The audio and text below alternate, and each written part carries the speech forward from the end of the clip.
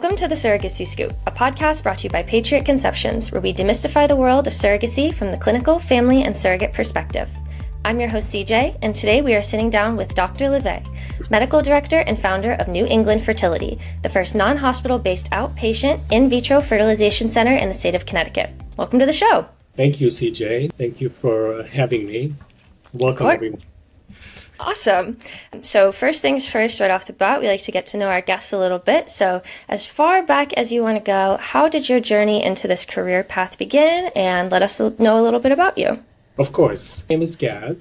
I'm the medical director of the New England Fertility Institute. Our clinic is located in Connecticut, in Stamford.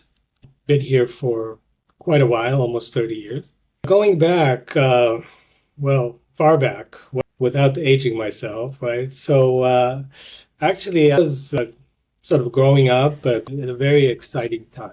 It was a time, actually, if you can imagine, before IVF. IVF was back then just an idea. And I was lucky enough to be sort of right in the middle. My mentors was one of the pioneers, actually, in IVF. And when I was a medical student, I sort of followed him around and trying to figure out how to embryos.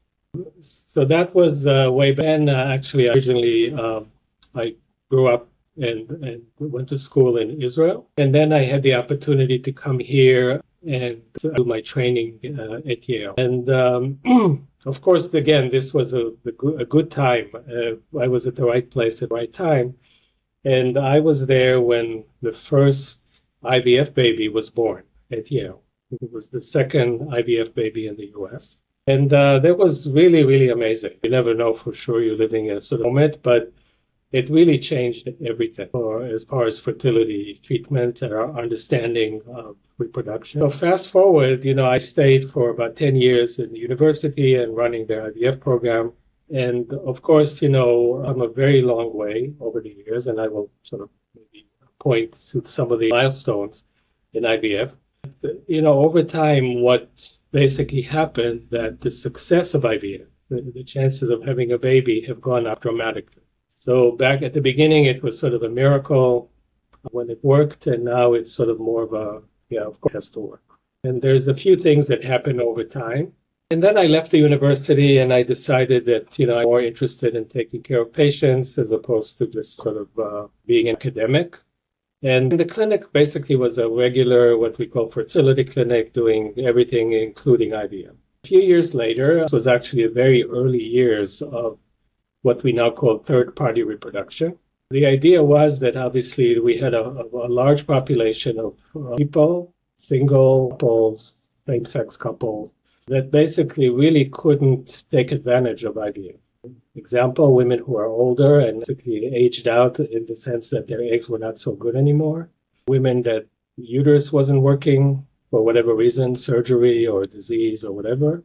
Of course, the gay couples who need a uterus and needed some eggs.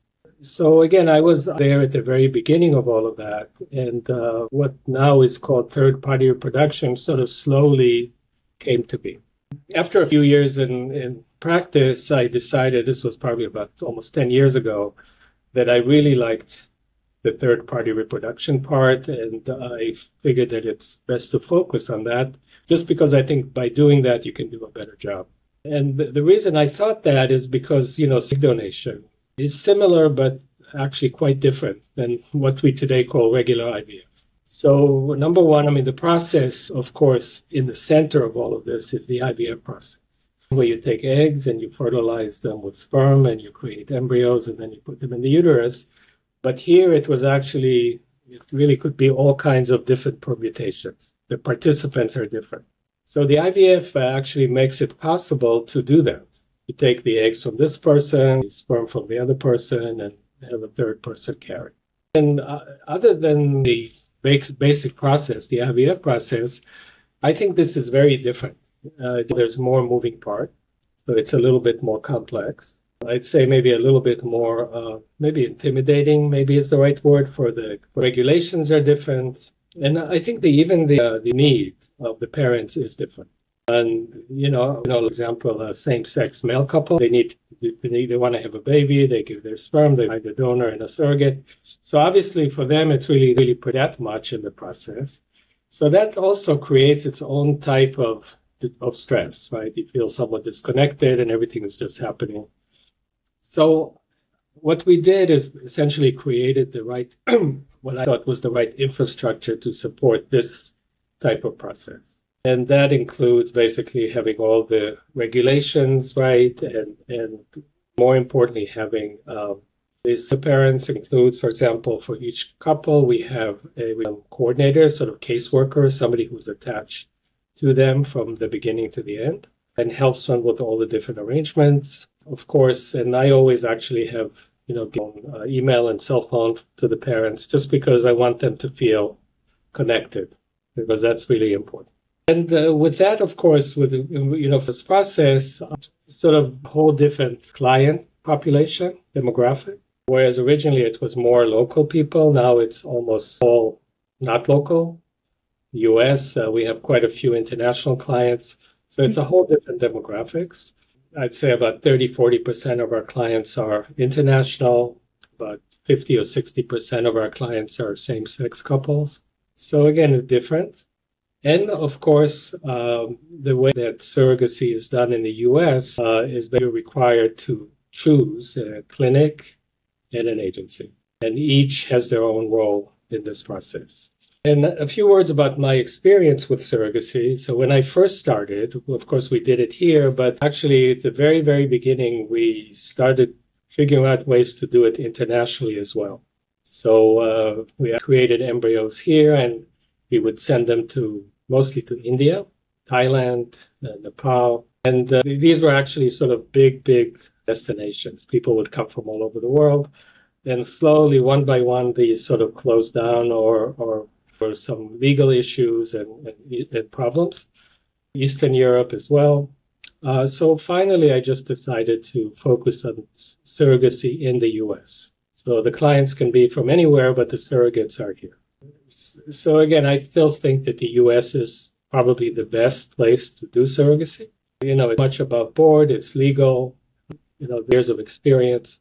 So there's very little risk of anything going wrong with the registration, with the surrogates, taking the baby, and any one of those things that, people always worry about. So this is where, where I started, and this is where we are today with surrogacy agencies. And anyone who actually tried to do their due diligence realized very quickly that there's hundreds of them, which could be a little bit confusing and a little bit overwhelming. So, here's I've sort of, just from my experience, because I do feel that it's very, very important for the process for the agency and clinic to be connected, to know each other, have experience working together. So over the years, I've came up with a sort of a very short list of agencies, and and his agency, and I love working with them. And again, the agencies, if you look, are different. They're different in size, they're different in style, they're different in cost, different in the weight for surrogates. Of course, that take all that into account when you choose your own agency. Those agencies has their own sort of personality, so to speak. And typically when I meet with a couple, I try to sort of stop and see who would be the best fit for them, just as far as the support that they need. Some do, some don't. Essentially, I would say that, all of the IVF that we do today is either egg donation, surrogacy, or actually more commonly a combination of the two. So for that, we actually have our own egg donor pool. So, egg donor. So basically for anyone who's going through this process and needs an egg donor and a surrogate, between the clinic and the agency, we pretty much take care of all the technical things. Like the things that are really, really important. Right. For the clients, I think the really, really big number one decision, I think the most important decision is the egg donor. After all, you're choosing, the genetics of your child. And then second is the surrogate. And of course, they're important for reasons. But the egg donor, of course, is the genetics, and the donor is unique in that way. And some people have no trouble finding an egg donor, and some people come in with a sort of long requirements. You can tell that it's going to be a long time before they choose a donor. But I'd say on the average, it doesn't take that long because there's many donors available. So if you look at all these different databases, you can have access to thousands of donors. So even though, again, it's a difficult decision, typically it doesn't take that long. And then, of course, with the surrogates is different because, each a unique person. But for the parents, it doesn't matter that much if it's this one or that one. As long as they can carry the pregnancy, they're healthy, they can connect with them and trust them, this will be okay. Of course, it's more difficult just to find a surrogate than to find an egg donor. It takes longer just because the availability, the fact that, through pretty extensive screening. Think about it, surrogate is a really, really big ask. Absolutely. Of course, something that involves not just them, but their entire family and the entire community. So you have to find somebody who doesn't mind being pregnant or likes being pregnant, somebody who has an altruistic motivation as well, even though they get paid. I think most of the surrogates have a very strong altruistic motivation. So, the screening process eliminates, I'd say, most of the candidates. Most of the applicants are rejected for one reason or another. So for that reason, it takes longer to find a surrogate, and this is where you find actually a significant difference between the agencies. And, all things that happen in the world and here in the country affect that as well. An example would be, with COVID. So COVID was sort of 6 months of wait for a surrogate. Some agencies now have over a year wait. Wow. Which sort of takes the fun of the whole thing. Because you do the process, you make your embryos, and then you just sit there and wait. Right. So essentially, this is what we do. The way we do it is, it's actually pretty, simple, but it's sort of a very step-by-step process. And of course, it's modified a little bit depending on the parents. So let's, for example, take a same-sex couple, two guys looking to have a baby. Most of the time, they would like to have one child each. So we start with the sperm. We collect the sperm, make sure the sperm is good, try to actually optimize the sperm as much as we can through, lifestyle changes and medication, all of that. And once we have the sperm and we have their genetics, we move on to the next step, which is finding the egg donor. And again, it takes a few months to find the egg donor, and we can immediately start. So once we have the sperm and we find the donor, we can immediately begin. The donor typically goes through a treatment of about 2 weeks medication regimen to boost up her egg production. And then at the end of the 2 weeks, we harvest the eggs. And then we can basically start making the embryos. Just a word about the donors and the process. Clearly, with young, healthy women, mostly in their 20s, mostly single, mostly don't have children. So, of course, the main concern is to get them through this with minimal risk.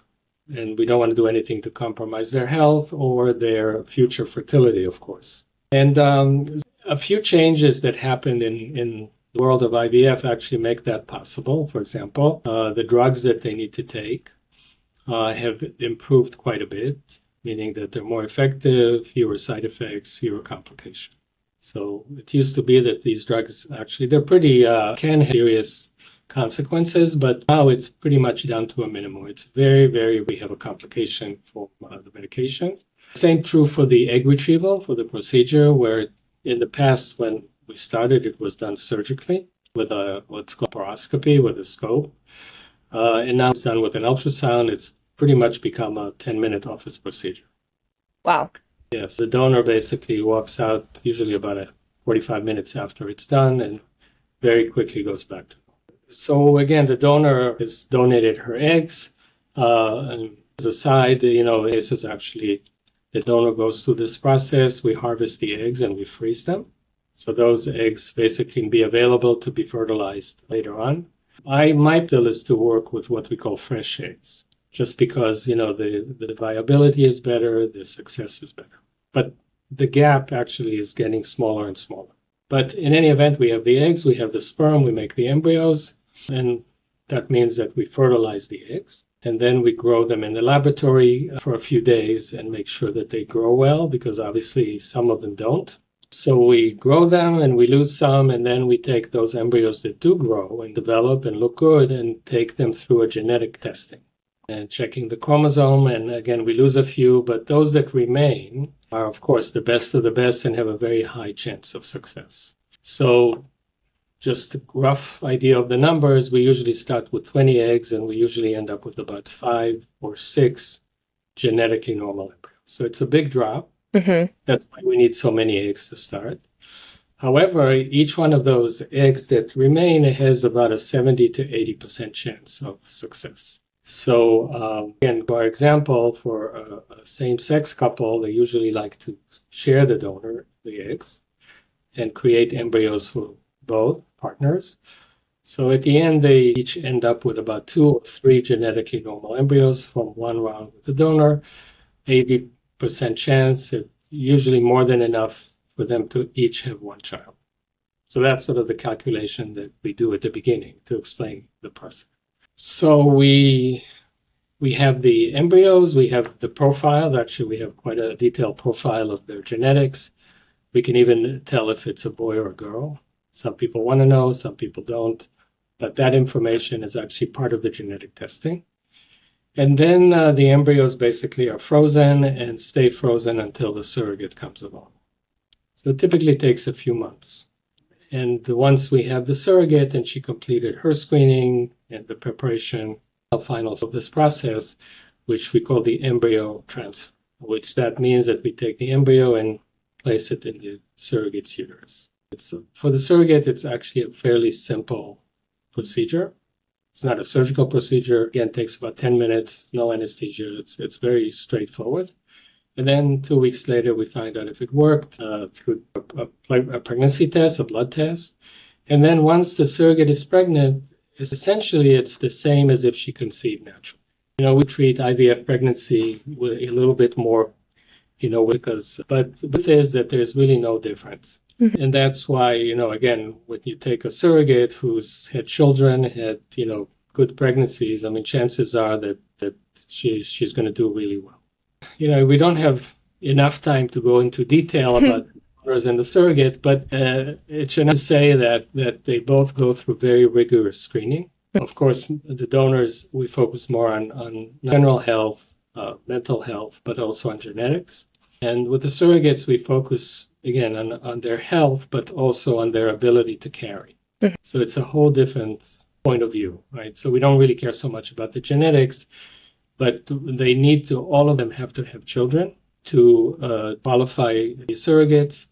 And that's important, first of all, because obviously these are women who mostly completed their family and they're not looking to have any more children. So I think in a way it's a little bit easier for them to separate from the baby when the baby's born. Easier for them to look at the baby as not their baby, it's your baby. And from the medical side, it gives us lots of information about their health and so on and so forth. So any complications in the pregnancy, how she did, where she delivered. And we in most cases get endorsement of her OBGYN doctor because they're the ones who know her better, the ones that have children, the one who take her back. So getting their blessing is very, very. Yeah. From everything that you just discussed, it seems like such a dynamic industry in so many ways. One thing's true one day and it changes completely the next day. Do you agree with that? Or? Well, so, to what I said at the beginning, right, that and one of the reasons that I love what I do is because of that. It's dynamic and it constantly changes in a good way. It improves.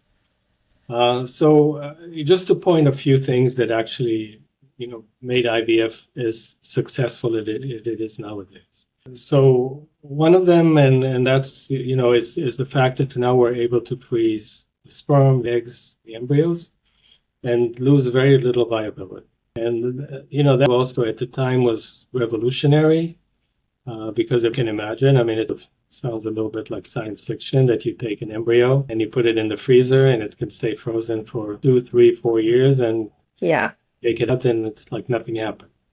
Yeah, absolutely.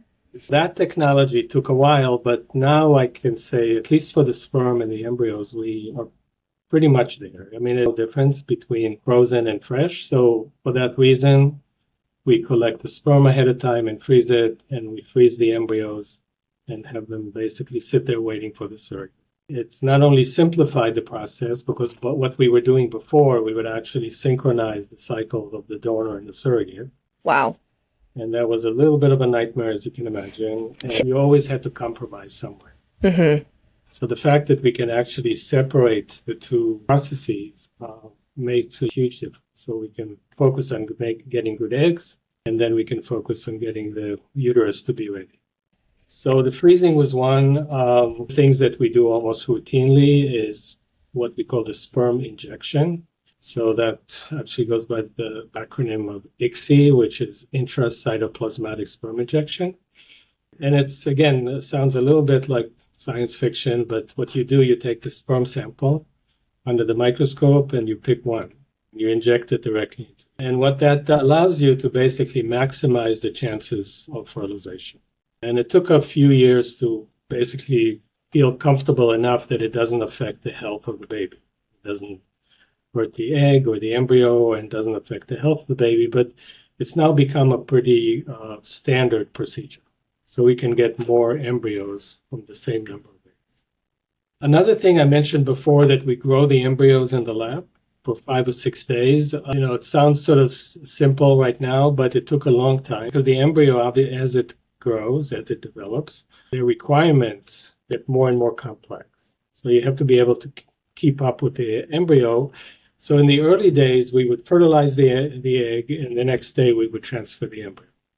So that way, because they said, well, the uterus is the better environment than the lab, which is probably still true today, but is the better environment than the lab, and not much better. And being able to keep them in the lab allows you to gain a lot more information, like how they grow and genetics and all. So that actually also was, I'd say, a breakthrough in IVF. And finally, I think the thing that's still like exploding is the genetics. The ability to essentially do genetic testing on the embryo without hurting it. So you take 200-cell embryo, which is where the embryo is developed in the lab, and then you gently remove 3 or 4 cells without harming the embryo. Then you can do basically genetic testing. The standard test is just to make sure the chromosomes are balanced. Make sure there's 46 chromosomes. Things like Down syndrome can be identified ahead of time. Missing chromosome, extra chromosome, pretty basic. It also allows you to do some more sophisticated genetic testing, identify what's called single gene defects, like, for example, cystic fibrosis or dystrophy, or even, genetic testing for men or women that carry the BRCA gene, breast cancer gene, to identify embryos that are not affected. Wow. And the latest is the fact that, there is actually a couple of companies now that do what's called the whole genome sequencing. Probably you've heard of that. That's basically when you pretty much analyze all the genes in the chromosomes. And that's, remember the Genome Project, they were able to sequence all the genes, and now you can actually do it with just 2 or 3 cells from there. And that allows you to identify, and this is, I think, the future, things that are a little bit more subtle, right? Like heart disease, diabetes, schizophrenia. So it's sort of really like a brave new world. Seriously. Multiple ways. Actually, all this goes into not just allowing people to have children, but also, in children are healthy. Right. So that's why, it's always exciting because you never know. A few months go by and something new comes up. And it always actually improves the chances. And for me, the fact that we can now basically help not just, heterosexual couples, but also same-sex couples, single men, single women, older women, so that we can actually help pretty much anybody. Right. Which was definitely not the case not too long ago. Wow. Just remember, this is a very young field. The first IVF baby was born in the UK in 1979, right? Louise Brown. So Louise Brown actually had her own kids. So again, it was sort of history, but again, she's not that old. Right. Oh, yeah, definitely. So many people's lifetime, this is just completely revolutionized. And I think an aspect of it too that I think we can kind of that in terms of, new innovations is the natural prep cycle for surrogacy candidates. So can you tell us a little bit about what that natural cycle prep involves? Of course. So again, when we decided to focus on surrogacy and egg donation, it's also for us, it's sort of a mind shift from dealing with infertile couples to dealing with fertile people, right? Because if you think about it, we choose the donor and we choose surrogates very carefully. Those are actually really good candidates. Typically, in cases, the help of the sperm injection, it's very, very rare you find anyone who does not have enough sperm to fertilize the eggs. So all the participants are essentially fertile. And that requires a little bit of a shift in the way you think and the way you treat them. As an example, donors, the medication, obviously these are young, healthy women. You don't really need a lot of medications. Right. So whereas, in older women, you actually have to use high dose medication. Here you don't, which makes it basically better, easier for the donors, for the donors. And for the surrogates, it's the same thing, except that, we pick, like, as I said, surrogates who have children only. And mostly women who had no trouble conceiving, had normal pregnancy. So I figured, the best way to prep them to receive the embryo is just to let them do their own thing. Basically, you sort of simulate exactly what they do on their own when they get their children. Right. And so again, the standard, I think, still is, and it's sort of slowly changing, that if you have somebody who has frozen embryos and you want to prep her for the embryo transfer, you actually use a regimen of hormones, pretty heavy doses of hormones, birth control pills, just to basically create an artificial cycle. And that works, actually sometimes necessary for infertile women or older women. But for surrogates, it doesn't really make sense. So when I first, started doing, more surrogacy, I realized that in some of these cases, those protocols that are carried over from the infertility world and you apply them to surrogate and they don't work very well. Right. You take a lot of hormones and injections, but the uterus doesn't respond very well. Essentially, the logic of trying to work with a natural cycle is that in that way, you basically, the surrogates, her body will tell you when she's ready. And actually, the way it works is the uterus is the most receptive exactly 1 week after ovulation. So that's basically when woman ovulates, the egg becomes fertilized, the embryo starts growing and sort of traveling down the fallopian tubes and finally drops in the uterus. It takes a week from ovulation to the implantation. So we basically do the same thing, right? We have the embryo frozen, waiting. We track the cycle, find the ovulation date, count 7 days, and then thaw the embryo and put it in the uterus. And again, the way I came to that conclusion is because, again, we started with the medicated cycles, and in many cases it didn't work. So again, when you do the medicated cycle, everyone gets the same protocol. Everyone gets the transfer on the same day of the cycle. And of course, it's not surprising that if not everyone responds the same way, because everyone is different. Right. So here, instead of us telling her when she's ready, which was the way it used to be, now she's telling us when she's ready. So it was a big shift and sort of a trend now overall to change the approach. And strangely enough, so first of all, it works. And in fact, it works better than the medicated cycle for surrogates. So that didn't take very long to realize. But things that were a little bit unexpected, I'd say, is that if you look at pregnancies following a natural cycle transfer, you find that there's actually fewer complications. Wow. Less bleeding, fewer miscarriages, even things that are seemingly completely unrelated, like there is such a thing called postpartum hemorrhage, where after the baby's born, the woman bleeds excessively. And even that is reduced in natural cycle transfer. Wow. So if you think about it, it's really, and we always knew that. The whole pregnancy is really a miracle, the way that it works. But always knew that first connection between the embryo and the uterus pretty much dictates the rest of the pregnancy. So if that connection is not good, so then the pregnancy is bleeding, miscarriages, things like that. So again, we're getting better in sort of imitating nature, but we're not quite there yet. So whatever hormones we give them do work, but not as well.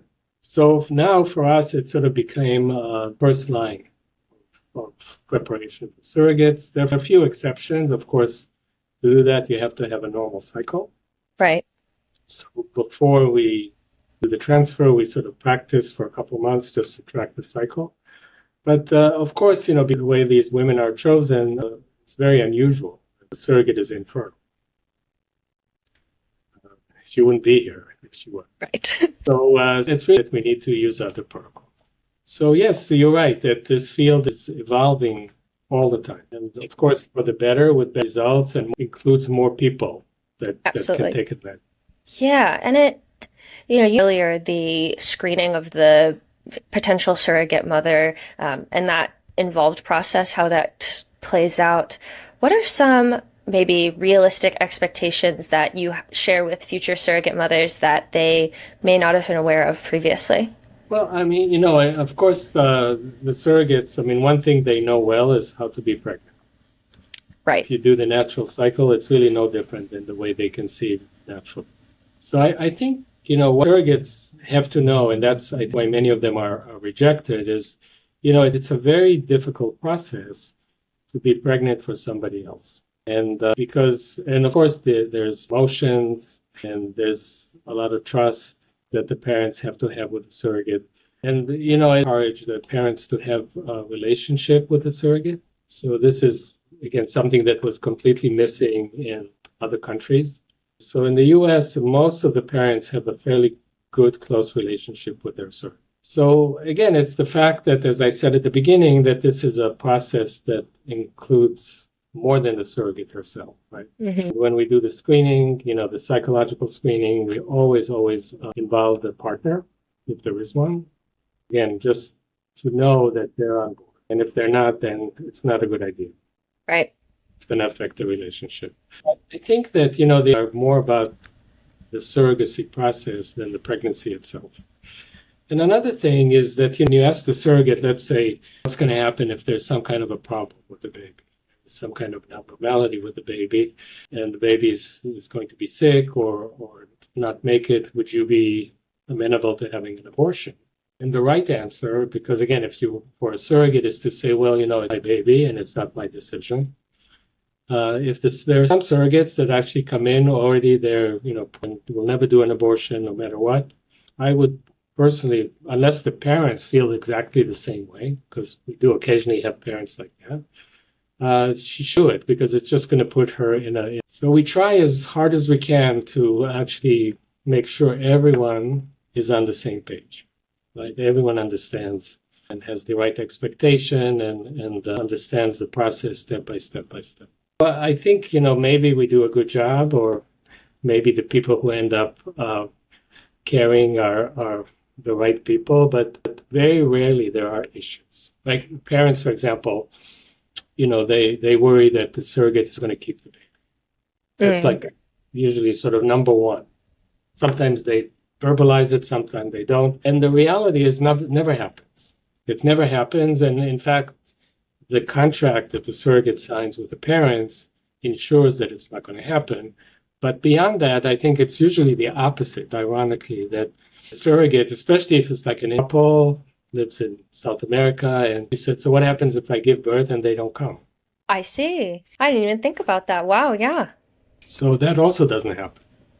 So there were a few cases, of course, they get a lot of press, but again, it would be, to understand the reality and how it works. And then the process is actually, it is stressful, but, less than most people think.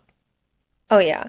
Well, I think a big part of that speaks to your practice and your emphasis on individualized care and making sure that everybody is on that same page. That takes a lot of effort. That takes a lot of additional manpower on your end, but it's required to be successful in this.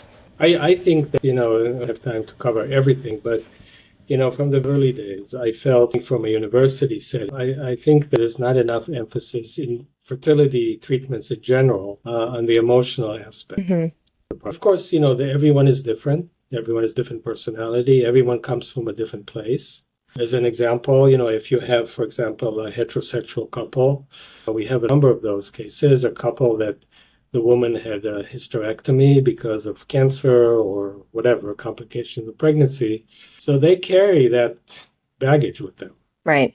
The opposite will be a gay couple who basically knows from the start that that's what they need to do. So they approach it in a much more, this is it. It is, and we just accept it. In fact, for that reason, many surrogates actually, if you ask them, they prefer to work with gay couples for that reason. Mm-hmm. Because it's a more positive experience in that way.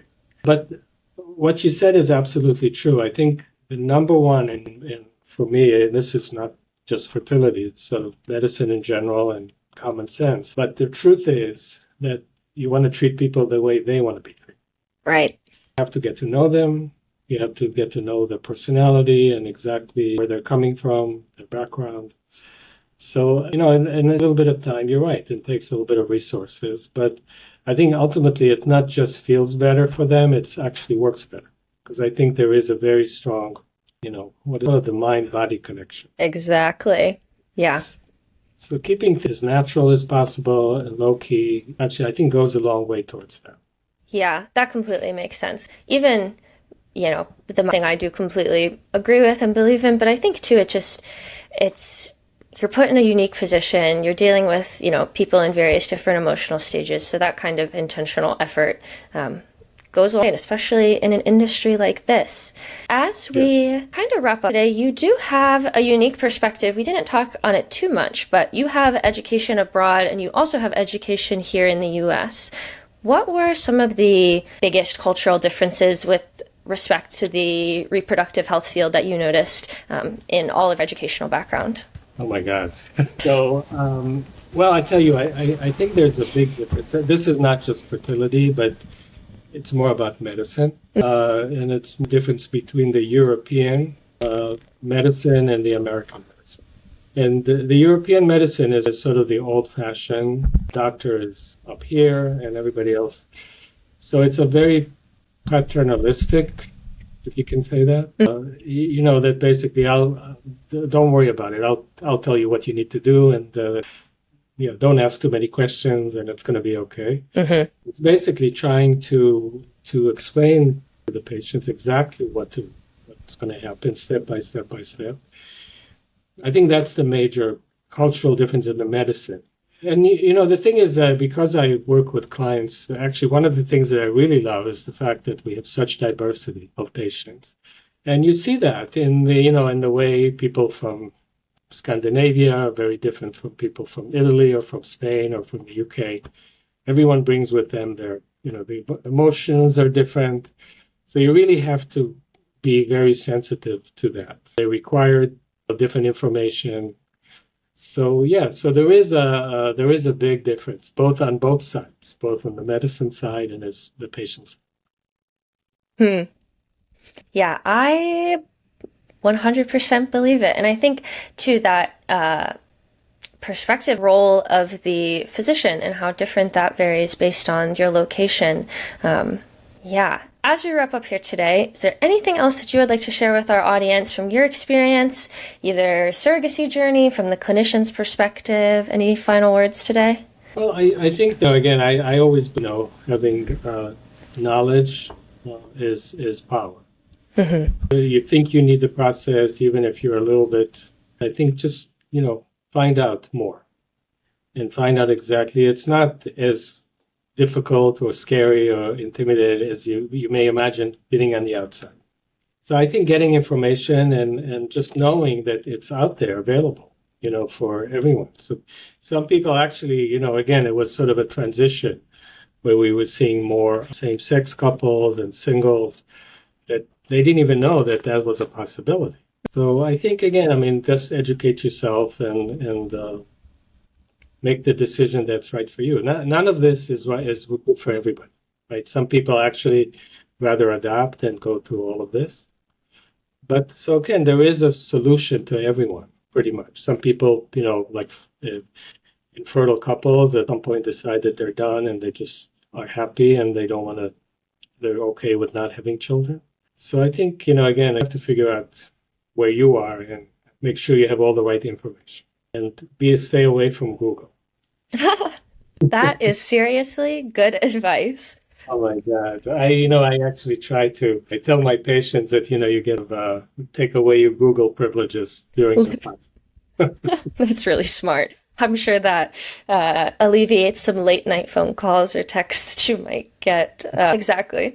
Well, thank you so much for your time today. I will leave information about the New England Fertility Clinic down below. Thank you all so much for listening. And yeah. Thank you. Thank you all.